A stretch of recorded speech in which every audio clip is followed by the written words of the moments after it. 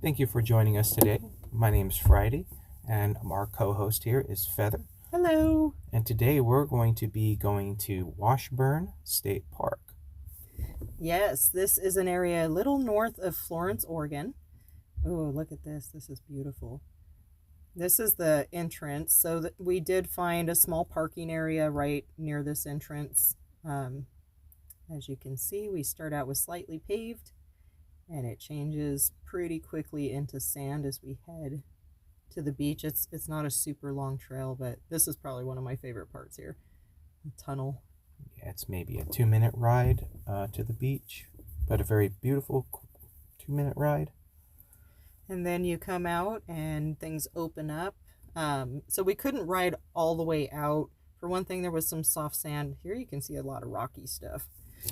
So some of the terrain was definitely hard, but yeah, there were a few struggles on this trip. One was just trying to find a beach that had some miles on it to ride. And we came across this one, and we did start in one direction. So basically, our entrance is kind of in the middle of the beach. It's not at one end or another end.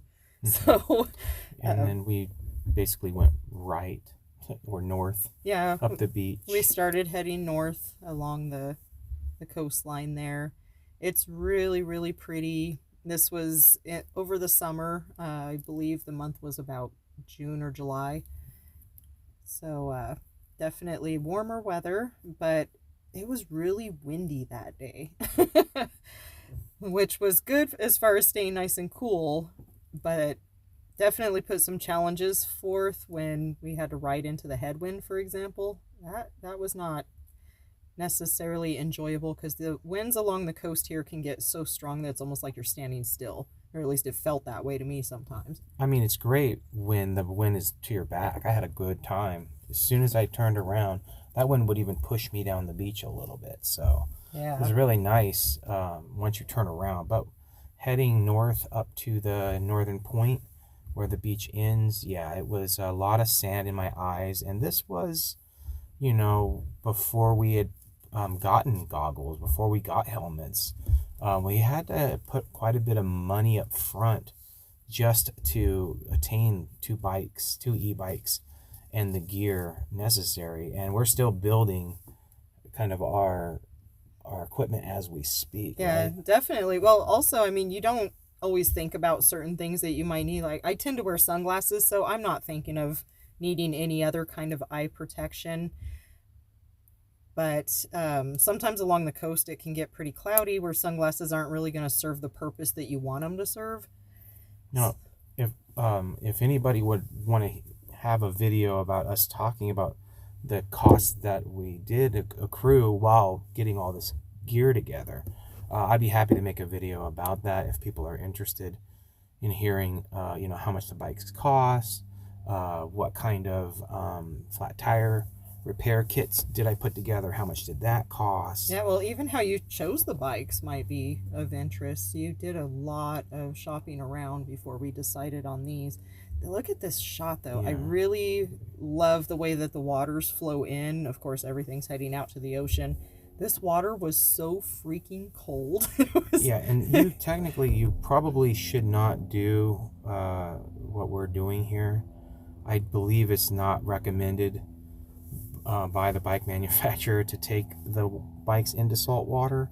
But there's a couple of water crossings along this route.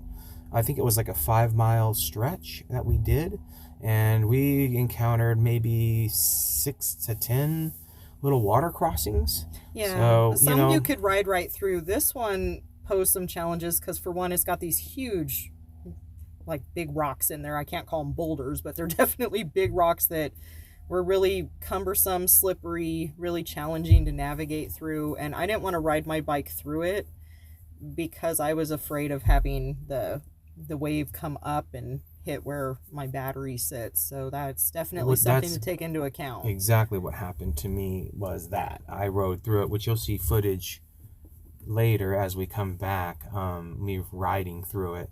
And yeah, it got deep and it got up into my where my battery is. I regretted it the moment I started to see the water rise, but I was already halfway across, so it was like kind of needed to finish it. This was really neat here too. I want to talk about this Yeah. cool little spot that we found tucked away back in there, where you could sit down and just take a break from the sun and the wind. Exactly. It provided a good shelter. And it is harder to ride in sand, even if you're in the firmer parts that are closer to the water. But these bikes did a really good job, I would Yeah, say. they handled really well. I was Yeah, very yeah. impressed. Yeah, I'd say they did good. I was exceeded my expectations. Yeah, I thought we might not do so well because these weren't the fat tire bikes that you see with a lot of e-bikes on the beach. Right, they're 29-inch. I want to say two. I can't remember the width of them, but they're not the fat tire bikes. They're like your standard mountain bike tire Yes, width, exactly. basically. So definitely not fat tire. And when you're going through sand, of course, we let some air out of our tires, so that did help a bit with some of the traction. Just things that you have to take into account in different types of terrain, for sure. Mm-hmm. Yeah, and you have to be willing to ride over some rocks or walk over some rocks. Too, you will see some spots where it does start to get rocky. And most of the other water crossings are not bad. Mainly, it's just that one that you just saw. That one really was the deepest and probably the hardest to navigate across. Yeah, that one was definitely intimidating, and it did cause some issues with your chain after that as far as shifting went. Started to make some noises here and there. Oh yeah, definitely. That sand gets up in there in those rollers on the chain and gunks them up, and then the derailleur has a harder time doing its job, and you can certainly feel the difference when you're trying to shift. Mm-hmm. Sometimes it would just you would be pedaling, and then you would just like lose power for a minute, not from the battery, but just from the chain. It kind of like jumped. It would jump a little bit off the sprocket. So here's, I think, where it comes to the end. We're coming to the end here, and the end of the north side of the beach, anyway. You could keep going. I believe we could have probably kept going just a little bit further. Yeah, it was really rocky though, and crossing another water crossing, that one was a little deep there. I think you could see a little bit where it was dug out from the water coming through. But yeah, we decided to turn around at that point and then try to head to the south end as far as we could go on this beach. And I think the south end was more scenic in my opinion. Also because you've got that back and got that tailwind coming on you, and it makes it so much better, so much more pleasant to ride. I really enjoyed once we turned around and had the wind to our back. This was just really a really fun ride at this point. Yeah, and we're riding through an area where the tides have been out for a while. There's no sea life that we're putting in jeopardy by riding this close to the shoreline. So you'll notice too how desolate the beach is. There's hardly any beach people there, and we were in the middle of the afternoon, so it's you would expect a lot more people to be on the beach. You can see a couple over there enjoying the waves, walking close to the water. But for the most part, the beach was kind of ours, which was something I certainly didn't expect. Yeah. As you get farther to the south, I definitely noticed there were more people. There were some beach. dogs without leashes too, and that posed some concerns with us on our bikes, of course. We did have a small pug type dog chase us for a bit, and the owner was trying really hard to get the dog to come back, but two people riding by on a bicycle were just more entertaining than going back to the owner in the moment. Nothing happened. We were laughing about the situation, but that could be a potential hazard. Things to keep in mind as you ride in any area that has population. Yeah. Oh, here's that really rocky area you were talking about. Mm-hmm. Yeah. I love the sand blowing. You can see the wind with how the sand was moving there. I think you get a couple other shots of it where it's just blowing so hard. It's like waves of sand. And we were doing a head first into that without goggles at the time.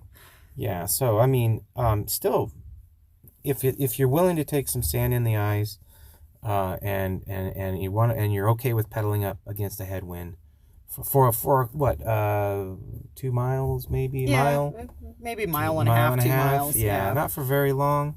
I mean, on an e-bike you can travel on, at least on these e-bikes we tend to cruise at about 10 miles an hour, and that's kind of our Yeah, just cruising about our speed. average.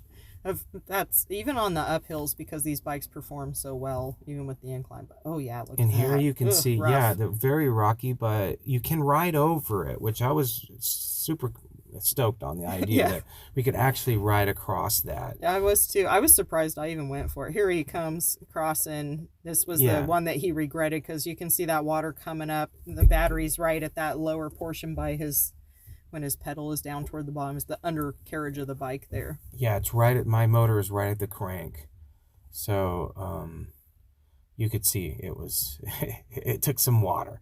Obviously, the bikes are okay. It's been months since this trip, and Yeah. they're doing fine. They're really amazing as far as what we've done with them, and how they're just staying. Yeah, we did take them on some really challenging things. At the time, we weren't doing it with the intent to post anything to a channel. So the filming isn't, in my opinion, the quality that we're getting later on. Yeah, definitely. This is yeah. We debated even putting this footage up, because I was like, I don't want to put footage up that's just one single shot like what you're seeing here.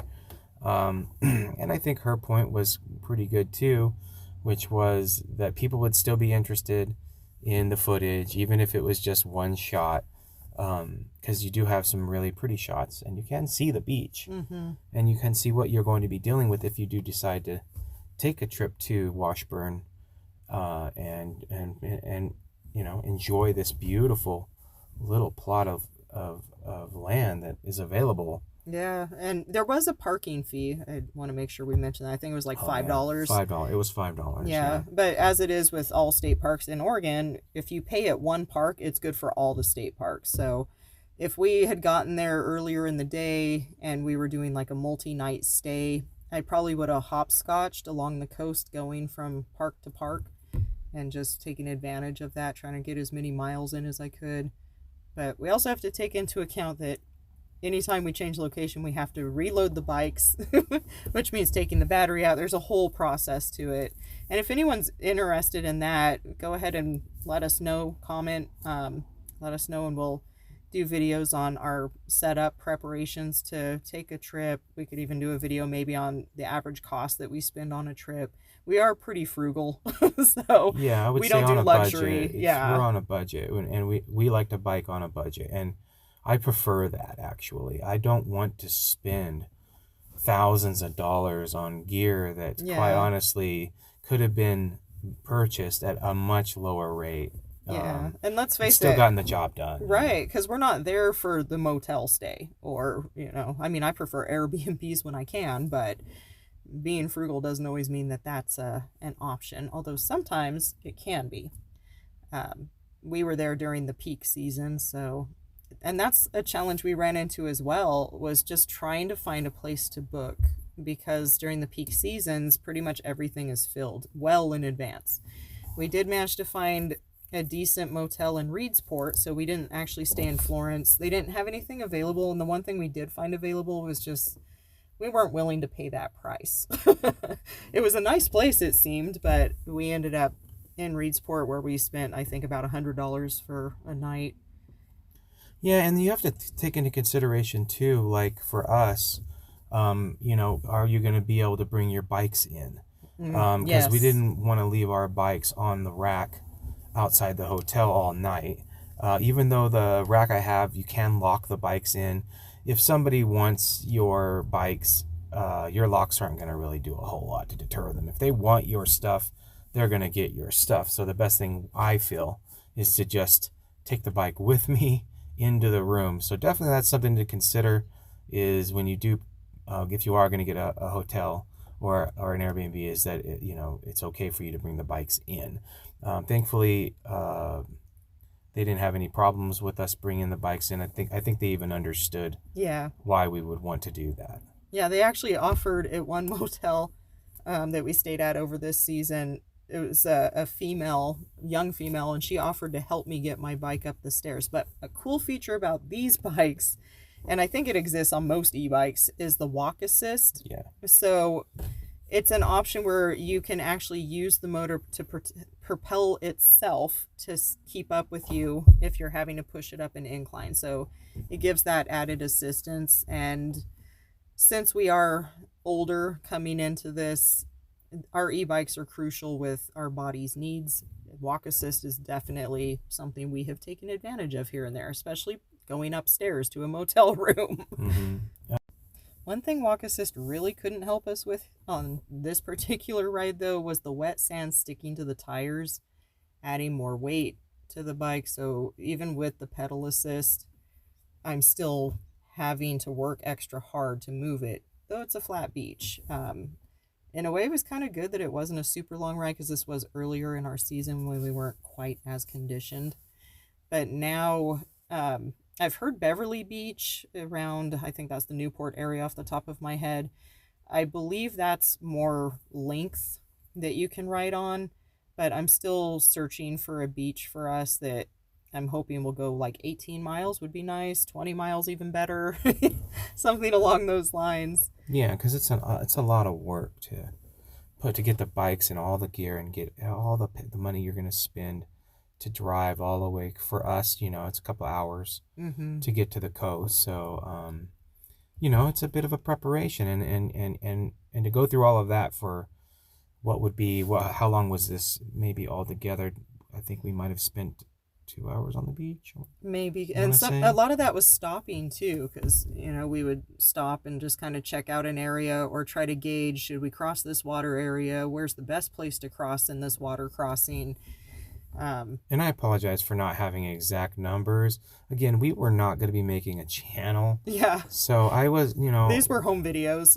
Yeah, moving forward, we're going to obviously keep track of how many miles we go, better camera, camera work. Yeah. Mine is just mounted on my handlebars, so I wasn't trying to get different angles or get the two of us in any shots, nothing like that. It was just pretty much me riding and you seeing where I'm going.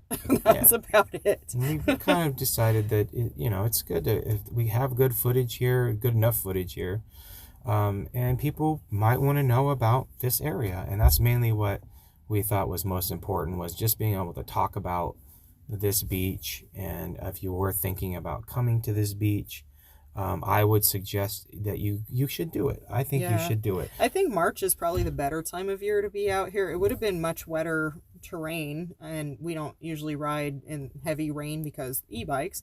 But you do get waterfalls that sometimes come off these cliff sides. It's really a stunning place. I mean, it's stunning all year round, but that can be a peak time of year if you want to check it out. Yeah, and if you can get, like, say, foldable chairs or something on your bike mounted, that'd be great. You could ride out here, pop open the chair, sit down, and enjoy a nice drink. Especially if we get our kickstands, which we're working on.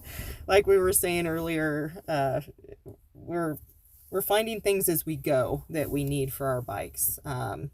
And kickstands are one of the features that we are hoping to add. It's not something we have at this point in time, but I mean, obviously on the beach, where are you going to lay your bike if you want to kick back and relax?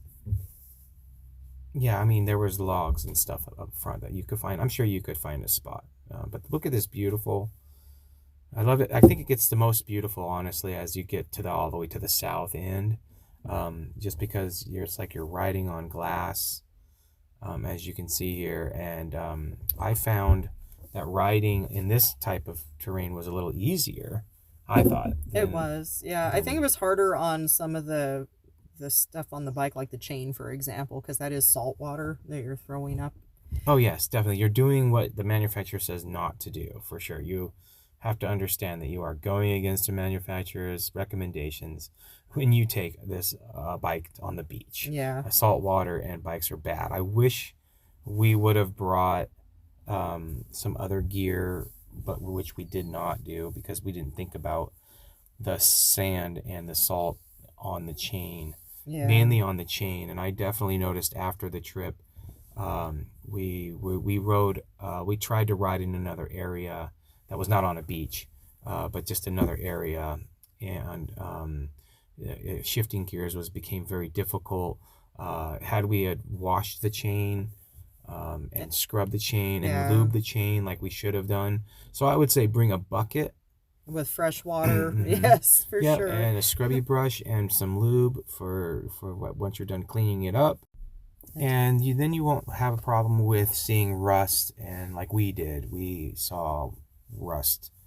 I think within the next day Yeah. on the chain, it was already starting to rust over a little, Yeah. which was I was able to scrub that off once we got home. But just something to keep in mind when you're riding on the beach, that you are doing some damage that to the bikes. It's not meant to be in salt water, so I didn't see any problems with the rim or with the or the stem. It seems like they were all operational after we cleaned it up. Yeah, honestly, I think because we at least thought to bring towels to wipe them down when we were finished, I think that might have helped. But We did also get to the hotel and get an ice bucket yes, and fill it with water from the bathtub we did and what take we it out could. there and just pour it over the chain. Yeah. But still, you could definitely tell performance.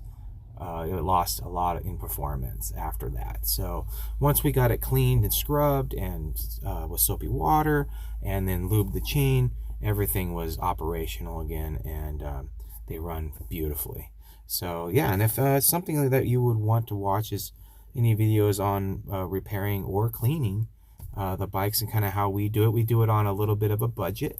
So not a lot of that high-end equipment, but we do get the job done. And so if you're interested in something like that, we would be happy to make that kind of video. Just leave a comment on any kind of topic that you would be interested in, Yeah. as far as e-biking, repairs. Yeah. Maybe different areas of Oregon that you might recommend for us to go check out.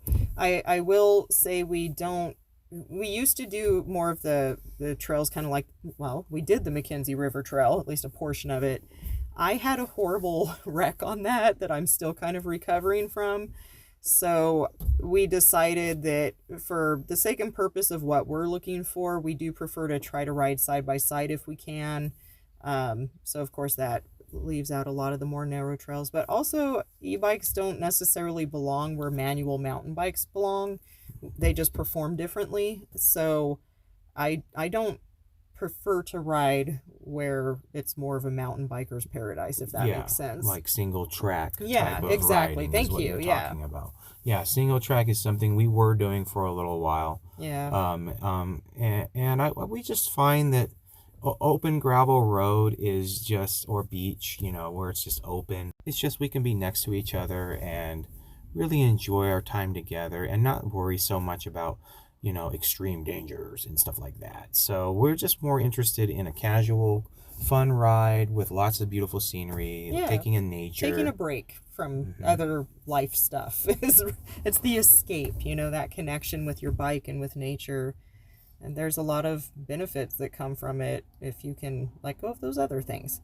Yeah, and I'm really glad too that we have the opportunity to make these videos together. I'm really enjoying the editing process, getting the different shots, explaining all the different fun things that and a little bit of what we learned too. Definitely. Yeah. The learning process. It's a curve. I think all of our life we're always in some kind of form of learning and growth.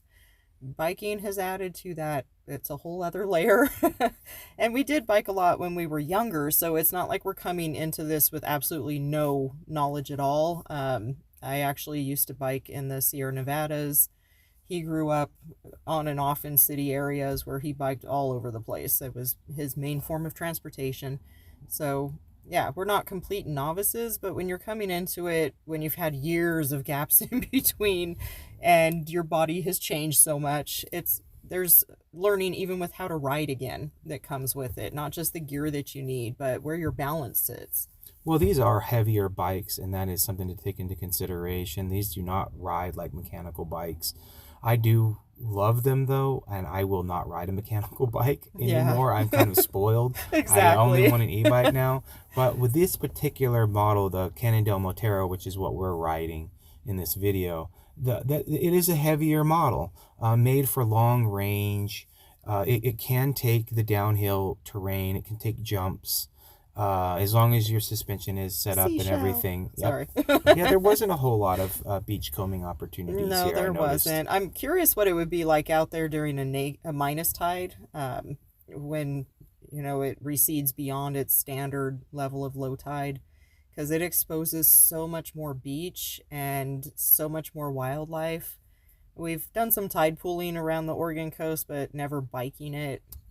And there were a lot of people over in that rocky area that were rock hounding.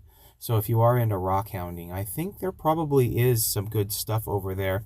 We weren't there for rock hounding. No. So we didn't really take the time to look for any like agate on the beach. But it looked like they were finding All kinds of quite stuff. a bit of Yeah. different things. They were putting them in their little bags. So it's, if you're into rock hounding, this might be the spot for you.